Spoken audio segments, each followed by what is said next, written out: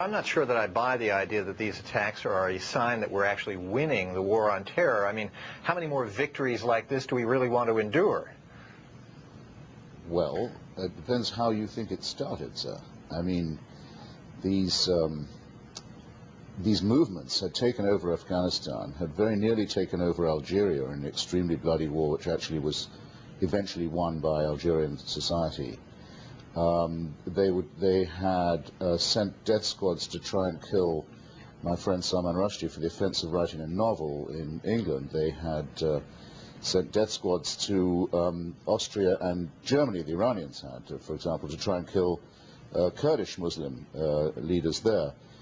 If you make the mistake that I thought I heard you making just before we came on the air, of attributing rationality and motive to this, and to say that it's about anything but itself, you make a great mistake, and you end up where you ended up, saying that the cause of terrorism is fighting against it, the root cause, I mean.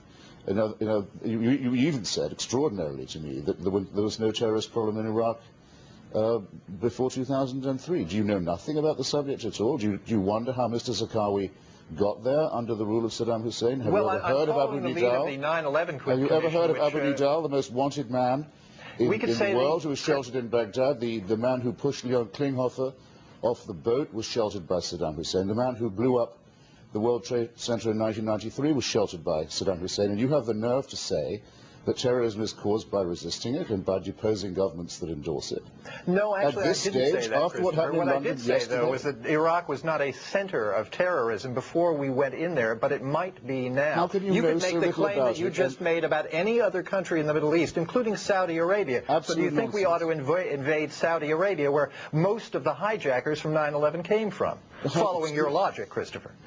No, excuse me. The hijackers may have been Saudi and Yemeni, but they were not envoys of the Saudi Arabian government, even when you said the worst. Zarqawi is not an envoy of Saddam Hussein either. Excuse me, when I went to interview Abu Nidal, then the most wanted terrorist in the world in Baghdad, he was operating out of an Iraqi government office. He was an arm of the Iraqi state, while being the most wanted man in the world.